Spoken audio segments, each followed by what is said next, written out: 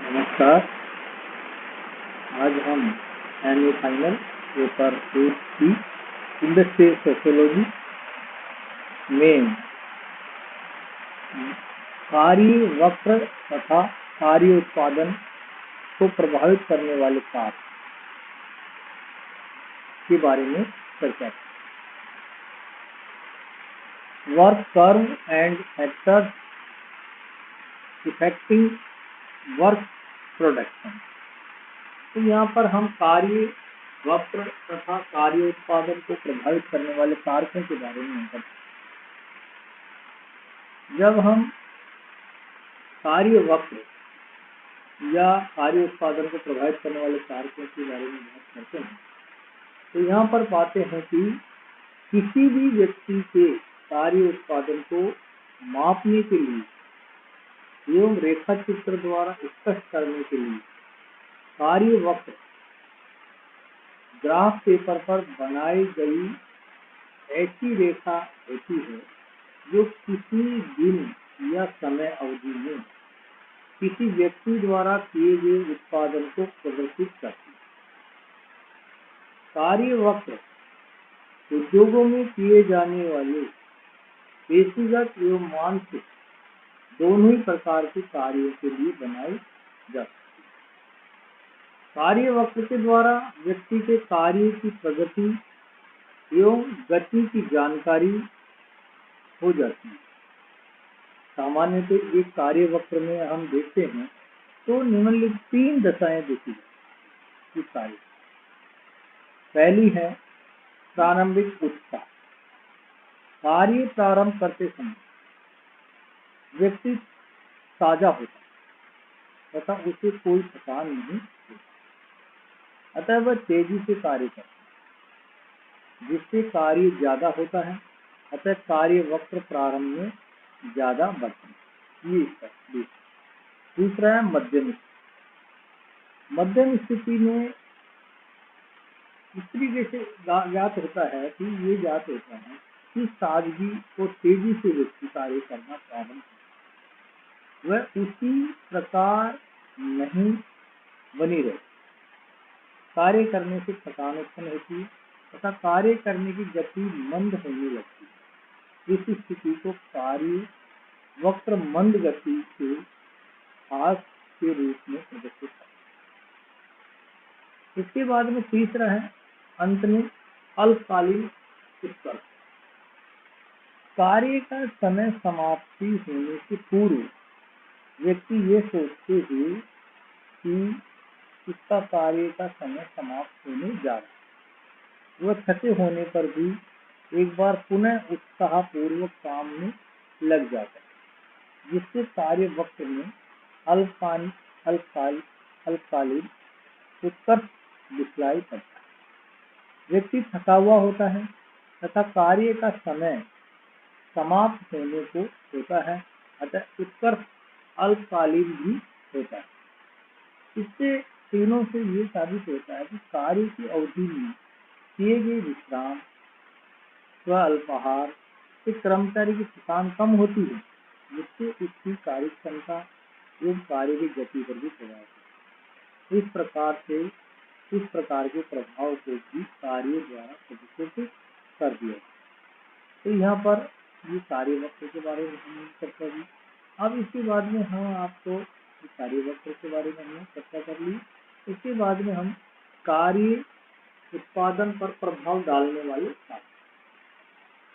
Factors affecting work production. तो अब हम कार्य उत्पादन पर प्रभाव डालने वाले कारकों कार्य उत्पादन के संबंध में किए गए विभिन्न अध्ययनों और प्रयोगों से विभिन्न ऐसे कारकों को स्पष्ट किया है जिनका भी प्रभाव कार्य उत्पादन पर पड़ता है।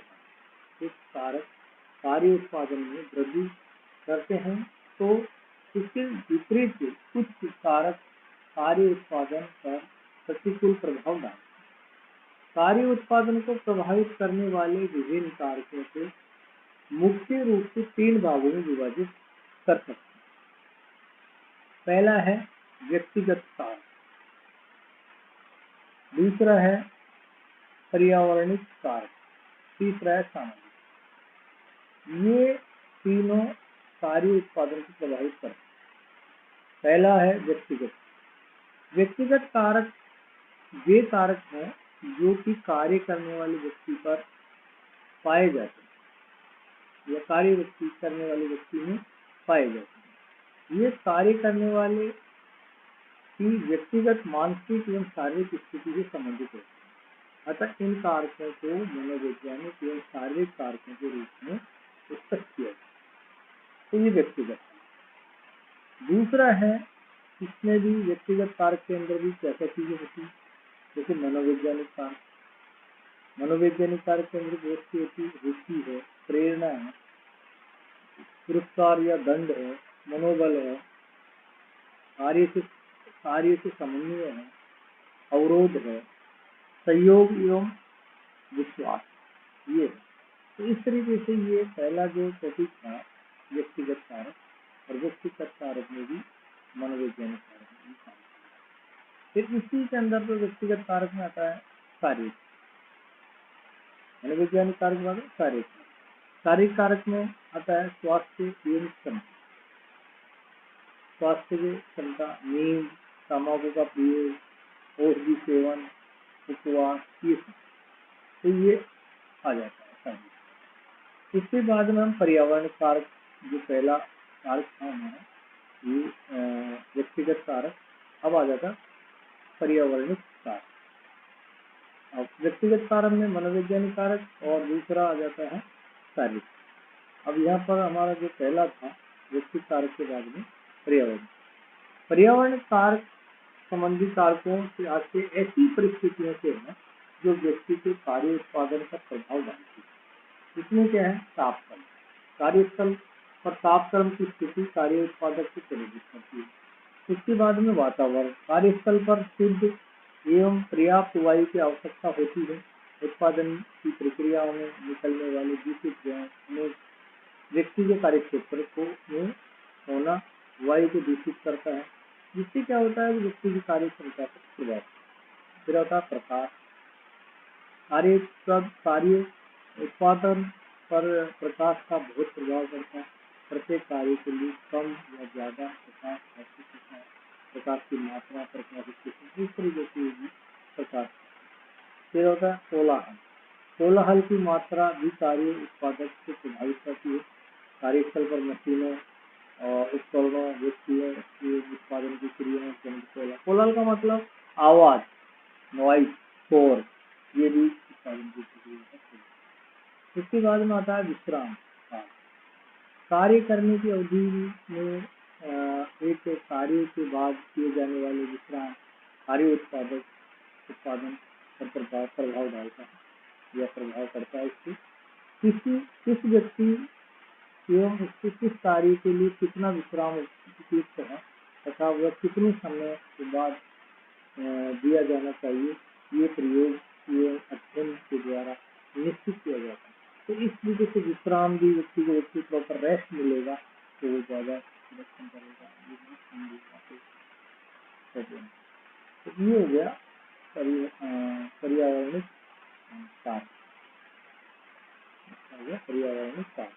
इसके बाद में हमारा तीसरा है सामाजिक कारक। सामाजिक कारक में जो आता है कि व्यक्ति अकेला अधिक कार्य कर सकता है या कम, ये हमारे पास है। तो इसके संबंध में भी प्रयोग किए गए हैं तथा ये पाया गया है कि व्यक्ति समूह में मिलकर कार्य करता है तो वो अकेले की तुलना में ज्यादा उत्पादन करने में समर्थ है। एक वीटोमोर ने कॉलेज के छात्रों पर प्रयोग करके ये पाया कि सामूहिक रूप में कार्य करने पर कार्य उत्पादन में 26% की वृद्धि है।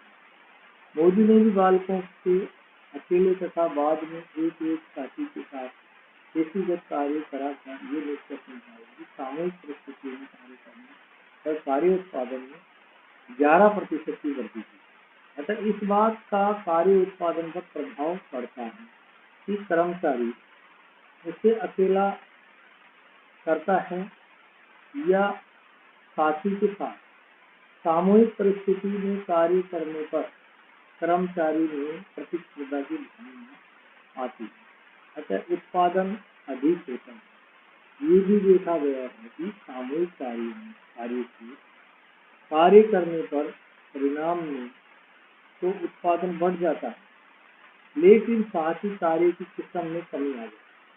इसके अतिरिक्त ऐसे कार्य जिसमें कुशलता की ज्यादा आवश्यकता होती है या जो कार्य कलात्मक है, उनमें एकाकी रूप से कार्य करने पर भी कार्य उत्पादन अधिक मात्रा में। सामूहिक रूप में कार्य करने पर ध्यान बांटने से उत्पादन पर विपरीत प्रभाव पड़ता है। तो इस तरीके से कार्य उत्पादक के जो कारक हैं, उनमें कारक जो हम चर्चा कर रहे थे, इसमें सामाजिक कारक है और इसमें पर्यावरणिक कारक है और ये पहला कारक है जो है व्यक्तिगत। तो ये उत्पादन को प्रभावित करने वाले कारक हैं और इस अंश में वक्र तथा कार्य उत्पादन प्रभावित इनके बारे में हम नेक्स्ट टॉपिक में फिर मिलते हैं। धन्यवाद।